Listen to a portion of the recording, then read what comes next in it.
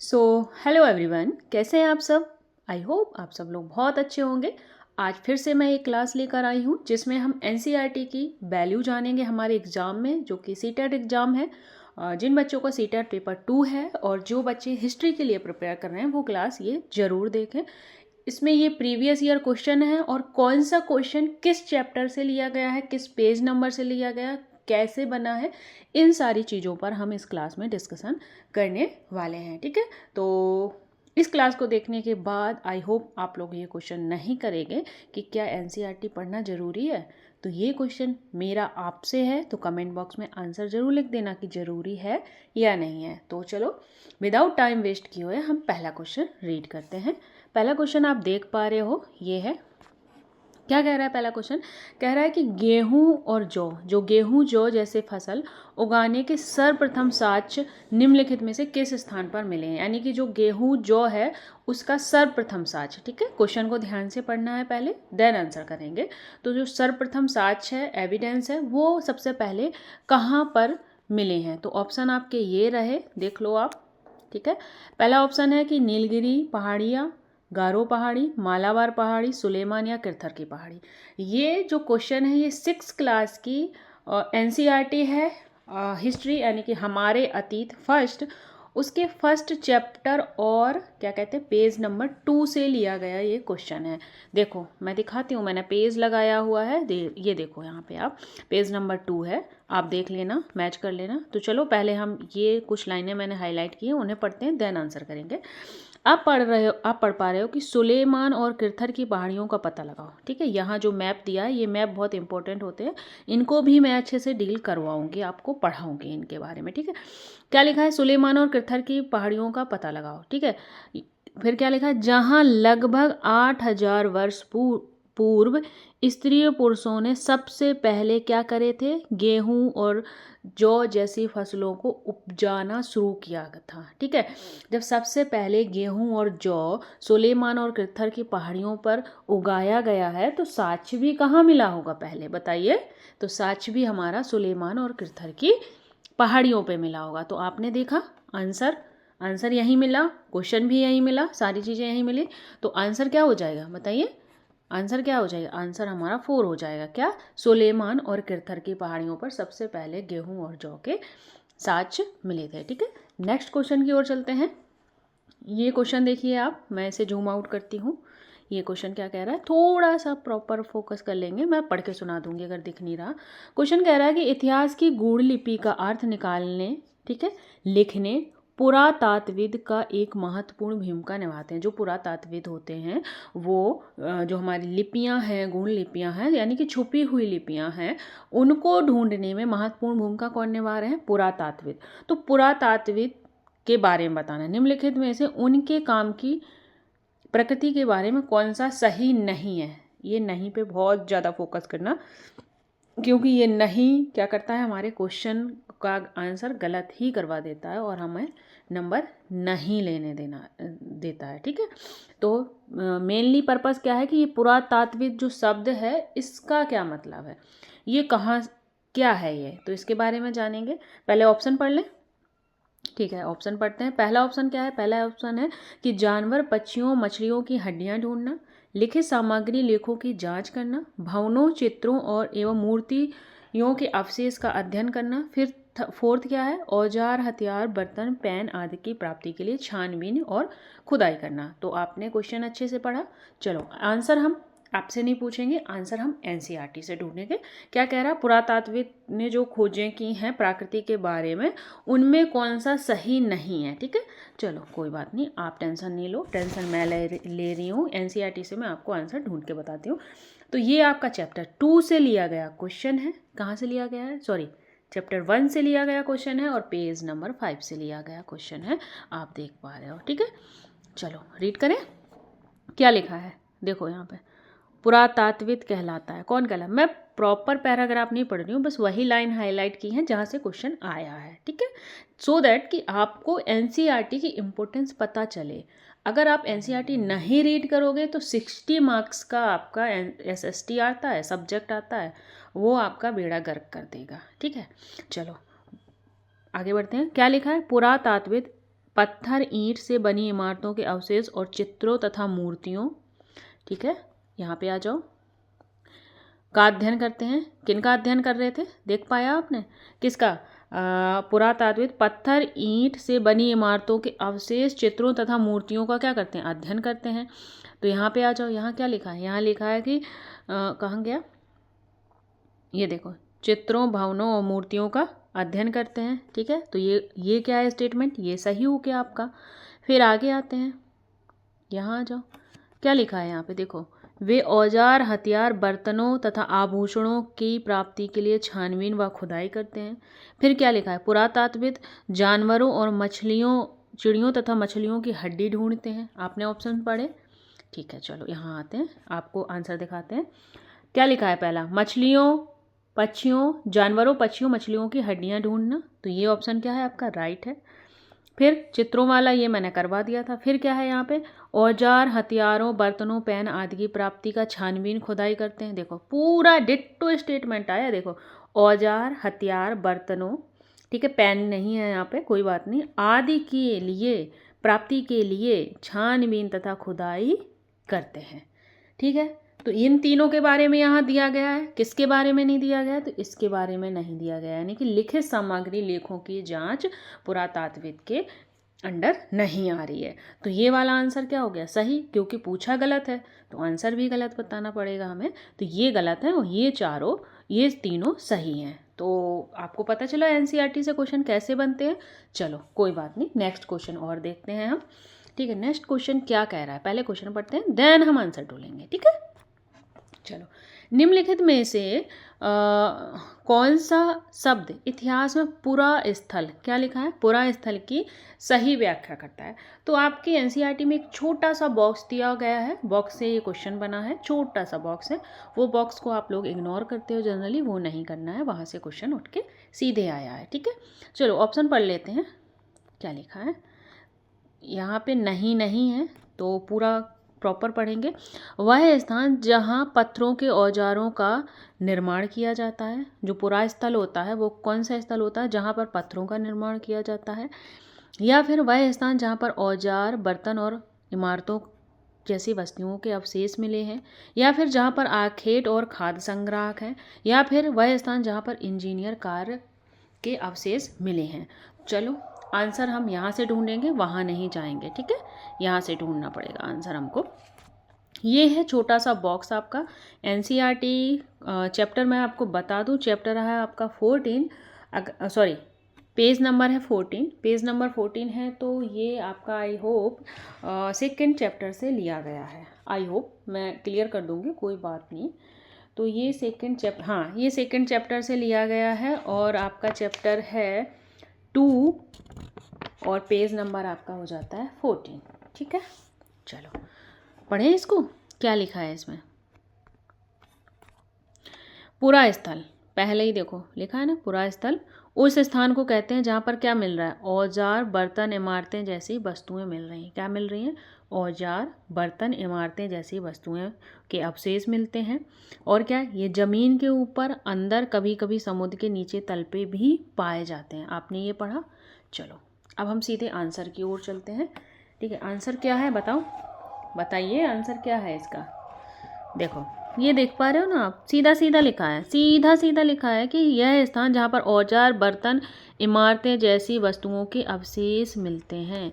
भाई और क्या मैं आपको ऑथेंटिक प्रमाण दूँ, आपका प्रीवियस ईयर क्वेश्चन है जो कि आपकी एनसीईआरटी से डिट्टो उठाया गया है। और ये वाली लाइन पूरा यही, यहाँ से क्वेश्चन, इतनी सी लाइन से उन्होंने क्वेश्चन बना दिया और यहीं से उन्होंने आंसर भी दे दिया। तो आप लोग समझ पा रहे हो कि एनसीईआरटी की इम्पोर्टेंस क्या है आपके एग्ज़ाम के अंदर। मैंने सीटेट क्लियर किया है, 2 टाइम्स मैंने सीटेट क्लियर किया हुआ भाई, मुझे पता है कैसे पढ़ना होता है, कहाँ चीज़ें कवर करवानी होती हैं। तो आप लोग बस ध्यान से पढ़िए और एनसीईआरटी रीड करिए। अगर खुद से नहीं पढ़नी आती है तो आप कमेंट बॉक्स में कमेंट करिए, मैं एनसीईआरटी की क्लास स्टार्ट कर दूंगी। मंडे से स्टार्ट करना है मुझे, टारगेट भी स्टार्ट हो रहे हैं। और आपका मैंने टेलीग्राम पे मेंटर से प्रोग्राम भी रखा है, मतलब मेंटर सारे बच्चे जुड़ जाएंगे वहाँ पे, जिन्हें जहाँ पे प्रॉब्लम होगी वो चीज़ भी मैं उनकी सॉल्व करूँगी। और वो जो मेंटर वाला प्रोग्राम है वो लिमिटेड होगा, बहुत सारे बच्चों को नहीं ऐड कर पाऊँगी क्योंकि सबका ध्यान रखना पड़ता है, सबकी क्वेरी सबकी प्रॉब्लम को समझना पड़ता है। ठीक है, तो नेक्स्ट क्वेश्चन की ओर चलते हैं। नेक्स्ट क्वेश्चन क्या है? नेक्स्ट क्वेश्चन स्टेटमेंट बेस वाला क्वेश्चन है। स्टेटमेंट का क्वेश्चन भी आपका एनसीईआरटी से ही बना हुआ है। इसमें आपको घबराना नहीं है, चीज़ों को अच्छे से समझना है। चीज़ें नहीं समझ में आ रही हैं तो आप क्लासेस का सहारा ले सकते हो। ठीक है, बट एनसीईआरटी तो रीड करनी पड़ेगी। कहीं भी आप कितना भी महंगा आप कोर्स ले लो, आपको एनसीईआरटी रीड करनी पड़ेगी। ठीक है, एनसीईआरटी रीडिंग में मैं आपकी हेल्प कर सकती हूँ, जैसे कि 1 चैप्टर मैंने लगाया और उसका जो मेन पॉइंट है हाईलाइट किया और उनको मैं रीड करवा दूँगी, समझा दूँगी, कहाँ से क्वेश्चन कैसे बनता है ये भी चीज़ मैं बता दूँगी। उसके बाद आपको भी रीडिंग करनी पड़ेगी। ठीक है, चलो एनसीईआरटी के बारे में बाद में बात कर लेंगे कि कैसे रीड करना है, किस तरह से नोट्स बनाने हैं, क्या करना है, ये मैं बाद में किसी दिन क्लास ले आऊँगी। और मुझे आप लोग कमेंट बॉक्स में कमेंट ज़रूर करना क्लास कैसी लग रही है। अगर और इसी तरह की क्लास चाहते हो तो कमेंट बॉक्स में कमेंट ज़रूर करना। ठीक है, चलो पहले हम क्वेश्चन रीड करेंगे, देन हम आंसर निकालेंगे। कहाँ से? एनसीईआरटी अपनी बुक से। ठीक है, क्वेश्चन क्या है? क्वेश्चन आपके स्टेटमेंट वाला है। ये तीनों स्टेटमेंट हम पढ़ेंगे। पहला स्टेटमेंट है कि पूरा पाषाण काल 20 लाख वर्ष पूर्व 12,000 वर्ष पहले के दौरान माना जाता है।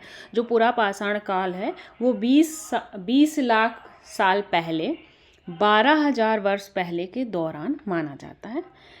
ये स्टेटमेंट सुन के ही कन्फ्यूज़न हो जाती है, क्या लिख दिया। लेकिन अगर हमने एनसीईआरटी पढ़ी है तो मुझे पता है ये एनसीईआरटी में दिया हुआ, हम टिक कर देंगे।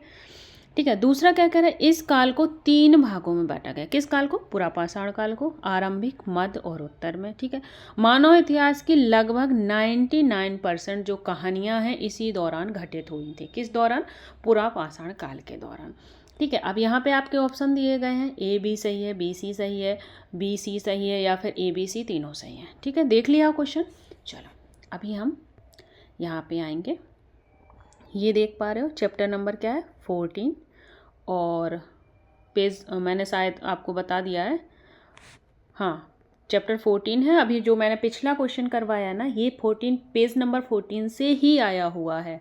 ठीक है, देख रहे हो, एक ही पेज से यानी कि 14 पेज नंबर से 2 क्वेश्चन बने हैं। मैंने अभी यहाँ पे एक आपको क्वेश्चन करवाया था ना, ये पूरा स्थल वाला, यहीं से करवाया था। फिर एक ये क्वेश्चन यहाँ से आ गया ना, तो आप देख पा रहे एक पेज से 2 क्वेश्चन बन चुके हैं, तो पढ़ना तो पड़ेगा। चलो ठीक है, पूरा पाषाण काल के बारे में पढ़ना है तो ये पूरा पाषाण काल लिखा है, तो मैंने हाईलाइट किए हैं वही पॉइंट जहाँ से हमारे क्या बना है? स्टेटमेंट बना है। Statement number A. ठीक है, कौन सा? ए। क्या कह रहा है? पूरा पाषाण काल 20 लाख पहले से और 12,000 पहले के दौरान माना जाता है। जो पूरा पाषाण काल है वो 20 लाख पहले से, 20 लाख साल पहले से और 12,000 साल पहले के दौरान से माना जाता है। ये स्टेटमेंट आपका दिया हुआ था ना, वहाँ राइट हो गया। फिर क्या है? इसको 3 भागों में विभाजित किया गया। सेम देख रहे हो, सेम डिट्टो, कुछ शब्द भी चेंज नहीं कर रहा है, डायरेक्ट कॉपी पेस्ट किया हुआ है। ठीक है, आरंभ, मध्य, उत्तर पूरा पाषाण काल युग माना जाता है। ये भी स्टेटमेंट कौन था? बी था हमारा, तो क्या होगा? राइट होगा। फिर थर्ड में क्या था कि मानव इतिहास की, सेम देख पा रहे हो, मानव इतिहास की जो 99% कहानियाँ हैं इसी दौरान घटित हुई हैं, यानी कि नंबर सी स्टेटमेंट यहीं से लिया गया है। तो तीनों स्टेटमेंट क्या हो रहे हैं? आपके राइट हो रहे हैं। जब तीनों राइट हो रहे हैं तो आंसर क्या हो जाएगा? बताइए। आंसर हो जाएगा हमारा A B C all right. ठीक है, आई होप मैं यहाँ पे चीज़ें समझा नहीं रही हूँ, सिर्फ आपको एनसीईआरटी की इम्पोर्टेंस बता रही हूँ। जब चीज़ों को समझाने पे आऊँगी तो मैं इतनी लाइन अंडरलाइन करके थोड़ी लाऊंगी। मैं तो ये जो पूरा पैराग्राफ है इससे कितने टाइप के क्वेश्चन बन सकते हैं, ये जो पैराग्राफ है इससे कम से कम 5 या 6 टाइप के क्वेश्चन बन सकते हैं आपके इस पैराग्राफ से, इतने से पैराग्राफ से। तो मैं वो चीज़ डील करूँगी आपसे, ना कि मैं यहाँ पे आके क्वेश्चन बता दिया देन हो गया, ये नहीं होगा। ठीक है, तो ये वाला क्वेश्चन आपने देख लिया। चलो नेक्स्ट क्वेश्चन देखते हैं। नेक्स्ट क्वेश्चन क्या है? पढ़ेंगे, पहले क्वेश्चन पढ़ेंगे और आंसर हम अपनी प्यारी सी एनसीईआरटी बुक से निकालेंगे। क्वेश्चन क्या कह रहा है? क्वेश्चन कह रहा है कि जो मेहरगढ़ के संबंध में, यानी कि जो मेहरगढ़ है उसके बारे में कुछ चीज़ें दी गई हैं, उन्हें पढ़ना है। जो सही है उनको सही बताना, जो गलत है वो गलत बतानी है। ठीक है, क्या है? पहला कह रहा है कि मेहरगढ़ वह स्थान है जहाँ लोगों ने पहली बार चावल और मक्का उगाना सीखा था। क्या उगाना सीखा था? चावल और मक्का उगाना सीखा था। दूसरा स्टेटमेंट कह रहा है कि मेहरगढ़ में हिरन, भेड़ों और बकरियों की हड्डी भी पाई गई है। किसकी किसकी? हिरन, भेड़, बकरियों की हड्डी पाई गई है। तीसरा क्या है कि मेहरगढ़ के जो घर थे वो चौकोर और आयताकार थे। तीनों स्टेटमेंट पढ़ लिया आपने। चलो हम अब एनसीईआरटी पर चलते हैं अपनी। एनसीईआरटी पेज नंबर 19 और चैप्टर नंबर 2 का ये क्वेश्चन लिया गया है और मैंने यहाँ पे चीज़ें हाईलाइट की हुई हैं, वो हम सीधा पढ़ेंगे। यहाँ पे देख पा रहे हो क्या लिखा है? मेहरगढ़ लिखा है, मेहरगढ़ लिखा है। ये मेहरगढ़ के बारे में ही सारी चीज़ें। यहाँ पे क्या लिखा है? इस इलाके में पहले जौ, गेहूँ उगाया गया। क्या उगाया गया? जौ और गेहूँ। यहाँ पे क्या दिया गया था? यहाँ पे दिया गया है कि इस इलाके में पहले, और छोटा करना पड़ेगा, इस इलाके में पहले चावल और मक्का। इस बेस पे क्या होता है? ये गलत होता है। क्यों? यहाँ पे तो क्या जौ और गेहूँ उगाए गए थे, तो पहला स्टेटमेंट हमारा गलत हो गया। मैं ये भी बताऊंगी कि किस तरह से एलिमिनेशन मेथड से आप क्वेश्चन सही कर सकते हो। ठीक है, पहले हम एनसीईआरटी की इम्पोर्टेंस समझेंगे, देन सारी चीज़ें धीरे धीरे लेकर चलेंगे हम। फिर क्या है? यहाँ पर हिरण, सूअर जैसे जंगली जानवर और भेड़ बकरियों की हड्डियाँ पाई गई हैं। ठीक है, पढ़ लिया। चलो यहाँ पे आते हैं, क्या लिखा है यहाँ पे? हिरण, भेड़, बकरियों की हड्डियाँ पाई गई। इट्स मीन्स ये स्टेटमेंट क्या हो गया? राइट हो गया। नेक्स्ट चलते हैं। नेक्स्ट क्या लिखा है यहाँ पर? यानी कि मेहरगढ़ में इसके अलावा, यानी कि जो ये चीज़ें हमने पढ़ ली हैं, ये इनके अलावा क्या है? चौकोर और आयताकार घरों के अवशेष पाए गए हैं। आया समझ में? लिखा है ना सीधा सीधा। तो इस बेस पे हमारा जो ऑप्शन नंबर सी है वो भी सही हो जाता है। हो गया सही। अब यहाँ पे देखो ऑप्शन नंबर कौन सा गलत निकला था? ऑप्शन हमारा ए गलत निकला था। ठीक है, मान लो हमें मेहरगढ़ के बारे में ये और ये पॉइंट पता ही नहीं थे, सिर्फ ए वाला पॉइंट पता था मुझे, तो ए वाला पता था, तो ये तो गलत है। ए तो गलत है कि मुझे पता था कि यहाँ पे चावल और मक्का नहीं उगते। ए यहाँ दिया गया है इसलिए ये गलत। यहाँ पे ए ओनली गलत, यहाँ पे भी ए है तो ये भी गलत हो जाता है। बचा क्या? ये फोर्थ नंबर बी और सी। इट्स मीन्स ये वाला हमारा ऑप्शन क्या हो जाएगा? राइट हो जाएगा। तो आपने देखा कि ये क्लास मैं कैसी लगी, और मैंने सिर्फ और सिर्फ ये दिखाने की कोशिश की है कि आपके लिए एनसीईआरटी कितनी इम्पोर्टेंट है। अगर आपका सपोर्ट रहा तो मैं महादेव से प्रार्थना करूंगी कि आप सबका सीटेट इस बार क्लियर हो जाए, और मैं चाहती हूँ दिल से कि आप लोगों का सीटेट क्लियर हो, क्योंकि मैं खुद ही एक एस्पिरेंट हूँ। मैं भी प्रिपरेशन करती हूँ अपने आगे वाले एग्ज़ाम के लिए, और मैं ये इसलिए क्लासेस ला रही हूँ कि बच्चे एनसीईआरटी नहीं पढ़ रहे हैं, कोर्स के चक्कर में फिर रहे हैं। और आप बिलीव नहीं करोगे, मैंने सीटेट के लिए कोई भी कोर्स नहीं लिया था। एक कोर्स लिया था बट मैंने पढ़ा नहीं है उससे, क्योंकि क्वेश्चन तो एनसीईआरटी से आ रहा था, तो मैंने एनसीईआरटी रीडिंग की है, मल्टीपल टाइम रीड की, और मेरा बहुत अच्छा स्कोर भी रहा है उसमें। ठीक है, तो अगर आप हमारे साथ जुड़ते हैं, अगर आपको एक सजेशन भी दे देना कि आपको प्रॉपर एनसीईआरटी क्लास चाहिए, बुक क्लास, या फिर जैसे जो मैं क्वेश्चन फॉर्म में चीज़ें करवा रही हूँ उस टाइप में आपको क्लासेस चाहिए, तो ये भी आप मुझे क्लियर कर देना। सो अगर आपको क्लास कैसी लगी, अच्छी लगी, तो कमेंट बॉक्स में कमेंट ज़रूर करना। So thank you guys, take care and bye bye.